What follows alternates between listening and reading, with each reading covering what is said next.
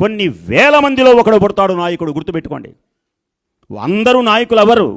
కొన్ని వేల మందిలో 34 సంవత్సరాలు 33 సంవత్సరాలు బతికినటువంటి శ్రీకృష్ణదేవరాయలు గనక లేకపోతే ఈవేళ చెరువులు ఎన్ని ప్రాజెక్టులు కట్టినా ఎన్ని ఉన్నా ఆ చెరువులే ఈవేళ ప్రజలకు గతి అయినాయి. మీకు అందరికీ చరిత్ర తెలుసు. ఎన్నాళ్ళయింది ఆయన అలా శాశ్వతమైనటువంటి కీర్తి వహించబోతున్నాడు ఆయన. పరిష్కారం సమస్యలు అనేకం వచ్చినప్పుడు సమస్యలు చెప్పినటువంటి వాడు గొప్పవాడు కాదు, చెప్పడం కూడా మంచిదే. కానీ సమస్యలని చాతుర్యంతో పరిష్కారం చేయగలిగినటువంటి నేర్పరితనం జగన్మోహన్ రెడ్డి గారికి ఉన్నది. యుక్తి చాతుర్యంతో అనేకమైనటువంటి నష్టపోయినాడు ఆయన ఇంతవరకు. ద్రవ్యం కానీ ద్రవ్య నష్ట ద్రవ్య లాభం అని రాసున్న దీంట్లో. అంటే ధనాన్ని చాలా పోగొట్టుకున్నాడు, అనేక మంది చేత మాటలు పడ్డాడు. ఇవన్నీ కూడా ఈ సంవత్సరం తొలగిపోయేటువంటి సంవత్సరం, సాంఘికంగా ఔన్నత్యాన్ని పొందేటువంటి సంవత్సరం. ఆరోగ్యంగా కూడా ఆయన కొంచెం ఇబ్బంది పడుతున్నాడని జాతకరీత్యా తెలుస్తున్నది. అయితే ఈ సంవత్సరం ఆరోగ్యం కూడా బాగుంటుంది.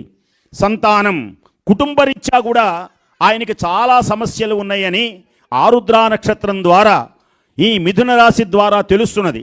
అయితే ఈ కుటుంబ సమస్యలు కొన్ని కూడా పరిష్కరించేటువంటి మార్గం ఈ సంవత్సరం దొరుకుతుంది.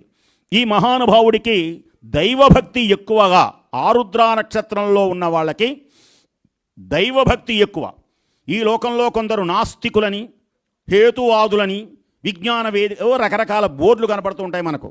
అసలు వీళ్ళు దేవుణ్ణి నమ్ముతారో తెలియదు, దేవుణ్ణి పూజిస్తారో తెలియదు, ఏం మాట్లాడుతున్నారో తెలియదు. కాబట్టి అయితే ఈయన అలా కాదు, చక్కగా దైవాన్ని విశ్వసిస్తాడు. ధన ఒత్తిడి తట్టుకోగలిగినటువంటి నేర్పరితనం ఉంటుంది. సంఘంలో గౌరవాలు పెరుగుతాయి. స్త్రీ వలన ఈయనకి కొంచెం సమస్యలు ఉన్నాయి. ఆ స్త్రీలు అనేటువంటిది జాతక చక్రం వేస్తే కానీ తెలియదు. కొందరు స్త్రీల వల్ల, బంధువుల వల్లనే ఆయనకు అనేకమైనటువంటి సమస్యలు, అలాగే తన వారి వల్ల కూడా కొన్ని ఒత్తిళ్లు ఆయన ఎదుర్కొనవలసి వస్తున్నది. కాబట్టి ఇవన్నీ కూడా దాటి చిన్న చిన్న విషయాలన్నిటినీ ఆయన పట్టించుకోవడం, ఇవన్నీ కూడా ముందుకు సాగగలిగినటువంటి నేర్పరితనం మన జగన్మోహన్ రెడ్డి గారికి అత్యద్భుతంగా రావాలి అని, ఈ మిథున రాశిలో విజయ పరంపరలతో ఎక్కువగా చూపిస్తున్నవి కనుక అన్ని రంగాలలో లాభించి అవకాశం అనుకూలంగా ఉండేటువంటి విధంగా ఆ సూర్య భగవానుడు కళకళలాడుతూ ఆయనను అన్ని రంగాలలో అభివృద్ధి పంచి మరల మనం ఆ ముఖ్యమంత్రి సీట్లో కూర్చొని ఈ లోకాన్ని, ఈ ఆంధ్ర భూమిని ప్రపంచంలోనే ముందుకు తీసుకొని వెళ్ళాలి. మొదటి నుంచి మొదటిగానే ఉండేది ఆంధ్రభూమి. ఇవేళ మనం చెప్పుకోవడం కాదు. అసలు ప్రాచీన గ్రంథాలు తెలిస్తే, ప్రాచీన గ్రంథాలు గనక చూసినట్లయితే నన్నయ్య భట్టు దగ్గర నుంచి, నన్న చోడుడి దగ్గర నుంచి, శ్రీకృష్ణదేవరాయల దగ్గర నుంచి తెలుగు భాష ఏకైక, గట్టిగా చెప్తున్నాను వినండి, దేవుడి పేరుతో, శివుని పేరుతో ప్రపంచంలో ఉన్నటువంటి ఏకైక భాష తెలుగు భాష. ఇక ఏ భాషకు దేవుడి పేరు లేదు. తెలుగు భాష అంటే త్రిలింగము ప్రకృతి, తెలుగు వికృతి. 6వ తరగతిలో చదువుకున్నారు తెలుగు మేష్ గారు చెబితే. త్రిలింగము ప్రకృతి, తెలుగు వికృతి. తెలుగు భాష దేనికని వచ్చింది? దేనికని అంటే ఒక చమత్కారం చెప్తాను. తెలంగాణలో ఇలాగే ఒక ఉపన్యాసం చెప్తుంటే హరీష్ రావు గారు వచ్చారు. అక్కడ నేనేం చేశాను అంటే, మందంతా తెరాస అన్న. తప్పట్లు కొట్టారు, బాగానే ఉంది. వాళ్ళు తప్పట్లు ఎందుకు కొట్టారు తెలిసిన? తెరాస, మన తెరాస చెప్పాడు కనుక తప్పట్లు కొట్టారు. ఇంకోటి చెబితే ఊరుకోరుగా, సహజమేగా. నేనేమన్నానో తెలుసిన? తప్పట్లట్టా కొట్టారుగా. నా భావన ఏంటో కవి భావన చెబుతాను వినమన్నాను. తే అంటే మన తెలుగు భాష, మీరైనా మేమైనా ఈశ్వరుని పేరుతో ఉన్న భాష ఇది.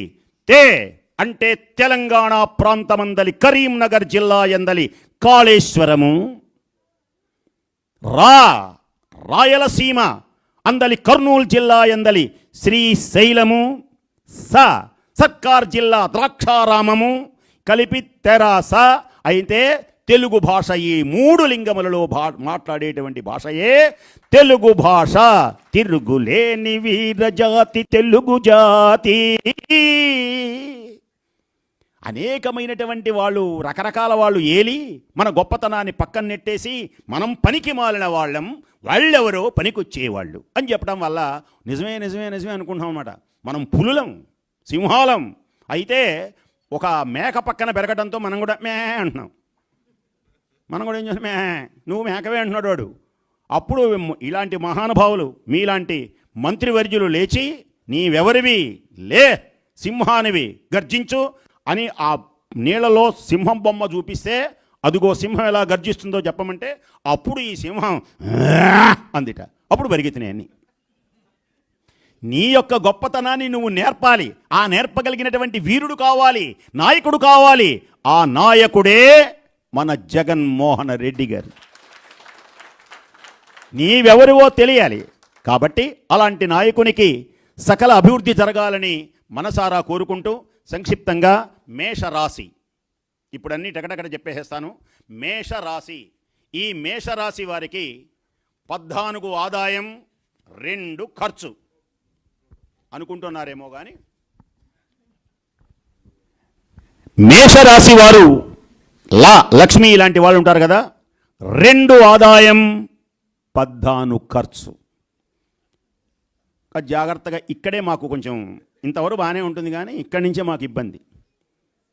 ఈ ఇంకొకటి వస్తుంది 14 ఆదాయం 2 ఖర్చు అనగానే అప్పుడు మీ ముఖం వికసించిన తామర పువ్వుల జలజల కురిసిన సన్నజాజల వానరా. ఆయనండి పండితుడంటే నోరి నారాయణమూర్తి గారు. ఆయన అక్కడ లేని ఇటు ఉన్నా కెమెరా కనుక ఇటు చూపించారండి. ఏంటి చదువుకున్నవాడండి ఆయన. ఏమయ్యా 1000 రూపాయలు ఏందా ఏ మంత్రి గారు 5,000 ఏందని 14 ఆదాయం 2 ఖర్చు అంటాడు. ఈ ధర్మం గాలి. ఇప్పుడు చూడండి 2 ఆదాయం 14 ఖర్చు. ఈ విషయం పుస్తకంలో లేదా? ఆయన చెప్పేది పుస్తకమేగా. ఏంది ఇచ్చేది ఇవన్నీ బేంబల్ మొదలు లేవై. కాబట్టి అలా అనుకోరనుకోండి. ఎవడు కులికినా, ఎవడు పలికినా, ఎవడు వలచినా, ఎవడు వగచినా సత్యం సత్యమే. దేనికని మంచి చెడులు తెలుసుకోవాలి మానవుడు. ప్రతి జీవితంలో మంచి చెడు 2 ఉంటాయి, గుర్తుపెట్టుకోండి. చెడుని విడిచిపెట్టాలి, మంచిని స్వీకరించాలి. గాలి పీల్చాలి, వదలాలి. మంచి చెడు 2 రావంటే కుదరదు, 2 వస్తాయి.